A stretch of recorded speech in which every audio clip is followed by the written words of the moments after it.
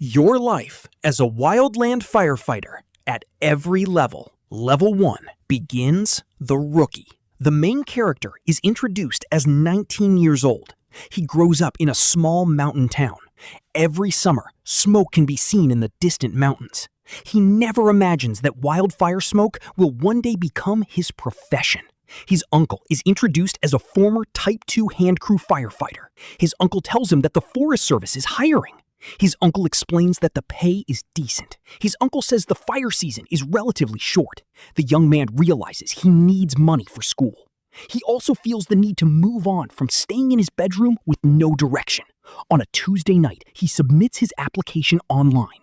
3 weeks later, a district office contacts him. He is instructed to attend a pack test in May. The pack test requirements are explained. He must walk 3 miles carrying a 45-pound pack. He must finish within 45 minutes. He begins training on the steepest trail available. He wears a weighted vest while training. Training becomes increasingly difficult. The day of the pack test arrives. He successfully completes the test. He finishes with 6 minutes remaining. Crew boss Sully approaches him. Sully is introduced with a scar above his eyebrow. Sully speaks in a flat, tired voice. Sully shakes his hand. Sully warns that the job will take more from him than money can replace. The rookie laughs at the warning. He assumes Sully's exaggerating. The narration reveals Sully was completely serious. The rookie arrives at his first wildfire. The fire covers about 200 acres of dry brush. He begins digging fireline with a Pulaski tool. He works continuously for 14 hours. By noon, painful blisters form inside his gloves. Sully tells him blisters mean he is finally doing real work. Night falls after the exhausting shift. He sleeps on the ground inside a paper fire shelter. Morning arrives. He wakes covered in ash. Despite the discomfort, he feels strangely proud. The narration declares that he is now officially a wildland firefighter. The narration explains that his real education is only beginning.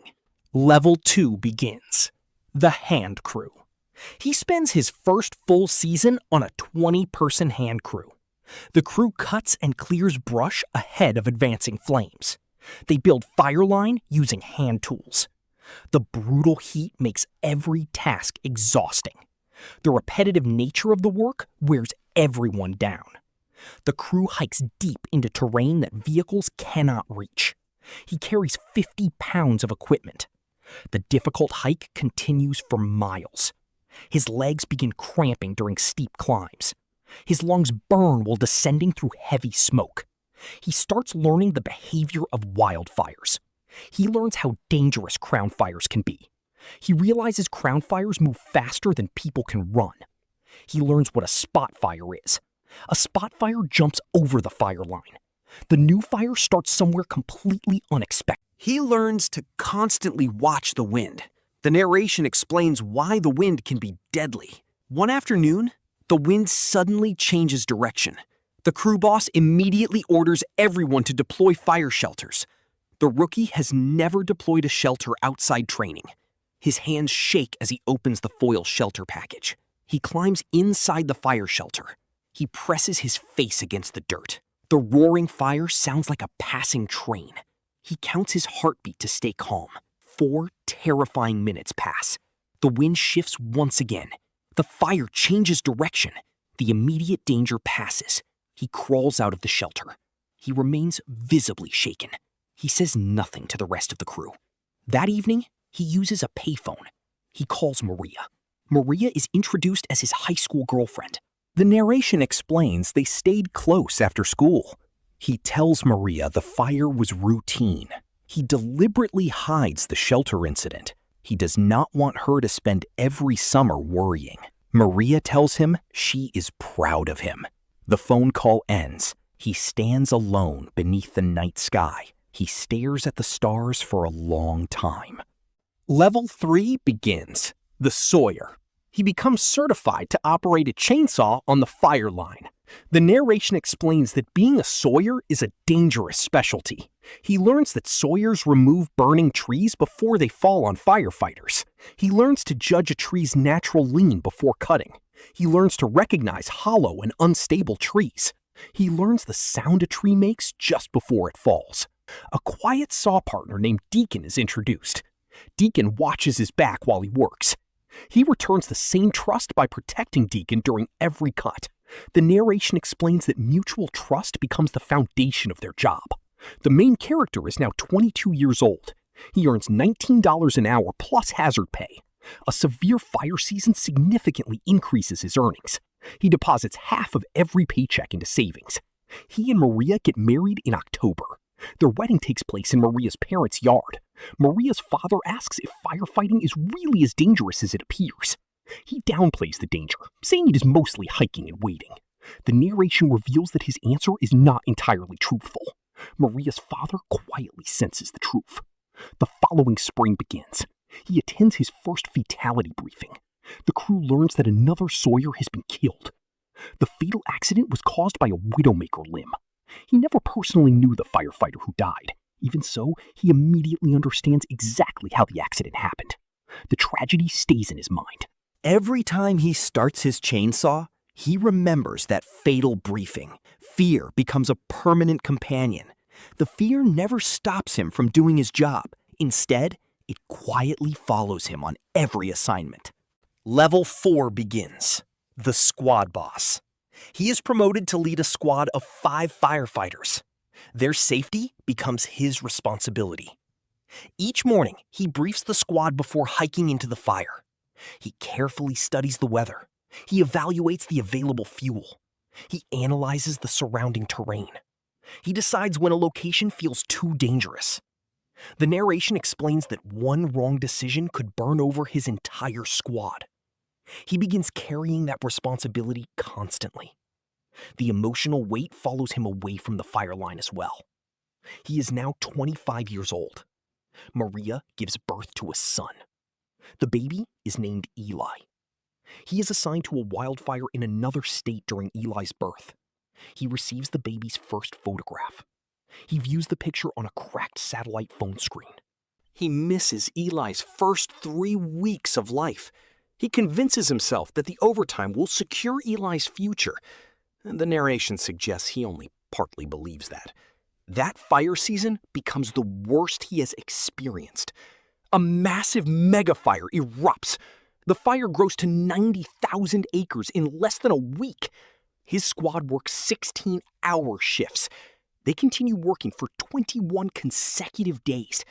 He watches entire mountainsides burn. Huge sections of forest disappear within hours. He witnesses a family home burn beyond saving. The homeowners had already evacuated safely. No lives are lost. Even years later, he continues thinking about that house. The fire assignment finally ends. He returns home 30 pounds lighter. He barely speaks after returning. Maria notices something is wrong. She gently asks if he is okay. He simply replies that he is tired. Level 5 begins. The Hotshot. He earns a place on an elite hotshot crew. The narration explains that hotshots fight the country's most dangerous fires. His crew is flown wherever the worst fires are burning. The hotshots hike farther than anyone else. They dig harder than any other crews. He feels proud of the crew's reputation. That pride also worries him. He is now 28 years old.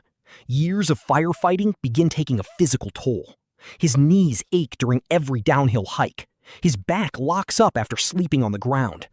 Ibuprofen becomes part of his daily routine. A fellow firefighter named Wade is introduced. Wade becomes his closest friend. Wade is 24 years old. He is always the last person laughing around camp. Wade constantly talks about his fiancée back home. The 2 firefighters work together as saw partners. They handle the most dangerous assignments together. Their trust becomes absolute. A wildfire burns inside a canyon. Without warning, the wind suddenly shifts. The flames race uphill. The crew struggles to escape. He reaches the already burned safe zone. Wade fails to reach safety in time. He watches the tragedy unfold from 200 yards away. He is completely powerless to help. Later, investigators describe the incident as an unforeseeable wind event. He remembers it as the worst day of his life. He personally delivers Wade's gear to his fiancée. He cannot find the words to comfort her. Instead, he silently hands over the equipment. Time passes. Eli is now 3 years old. When he returns home, Eli does not recognize him. The little boy hides behind Maria. Eli looks at his own father like a stranger. That night, he sits alone on the porch. He spends the entire night awake, questioning whether he should leave firefighting. He thinks about leaving the firefighting profession. For an entire week, quitting stays on his mind every day. Another wildfire assignment is announced. Despite everything, he chooses to report for duty. Level 6 begins. The smoke jumper. The following spring, he tries out for smoke jumper school. The narration explains that it is the most physically demanding wildfire job in the country. Smoke jumpers parachute directly into fires that no road can reach. The training begins. More than half of the applicants fail the program. He successfully completes the training. Only 9 candidates graduate. He is now 31 years old. He is older than most of the new recruits. His body struggles to recover after every parachute jump. The physical toll of the job becomes more noticeable. He begins jumping into remote fires with very small crews. His team usually consists of 8 firefighters or fewer. Sometimes his crew is the first and only team at a wildfire. Days pass before any additional help arrives. He digs fireline almost completely alone. The surrounding wildfire threatens to overrun him at any moment. Some nights, there is no backup within 100 miles. He learns to trust his own judgment completely. There was nobody else available to make decisions for him. During one jump, strong winds push his parachute toward heavy timber. He crashes hard into a tree branch during landing. His ankle is badly broken. He splints the injury himself. Despite the broken ankle, he finishes the assignment. The operation finally ends. He begins the long hike back. It takes him 2 full days to walk out. He completes the hike on the broken ankle. He returns home. He chooses not to tell Maria how serious the injury really was. Instead, he describes it as only a rough landing. Maria no longer believes his version of events. The narration reveals she stopped believing him years ago. He quietly realizes she has always known the truth. Time moves forward. Eli is now 6 years old. Eli prepares for his first day of first grade. His father is away fighting another wildfire in Idaho. He misses another important family milestone. He promises himself he will attend the next one. Another wildfire assignment arrives before that can happen. The narration explains there is always another fire. Level 7 begins. The crew superintendent. He is promoted to superintendent of his own hotshot crew. 20 firefighters now depend on his leadership. Every assignment places 20 lives under his responsibility. He briefs incident commanders before operations begin. He explains his crew's capabilities. He later briefs his own crew. He prepares them for dangerous assignments. Every important decision now passes through him. He is now 36 years old. Gray hair begins appearing in his beard. Years of firefighting have buried much of his fear. He rarely feels afraid anymore.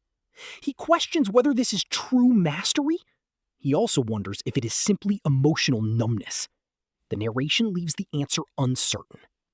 A massive wildfire threatens a town of 4,000 residents. His crew is assigned to defend the community. They hold the fire line continuously for 30 hours. The crew receives no relief during the operation. Twice during the night, the wind threatens to overrun the fire line. Both times, he stays calm. His leadership prevents panic from spreading. The crew successfully holds the line. The town survives the wildfire. The narration explains that almost nobody outside the firefighting community will ever know his name. He tells himself that anonymity is acceptable. The narration suggests he only partly believes that. Maria asks him to leave frontline firefighting. She tells him safer district office jobs are available. She reminds him those jobs would let him come home every night.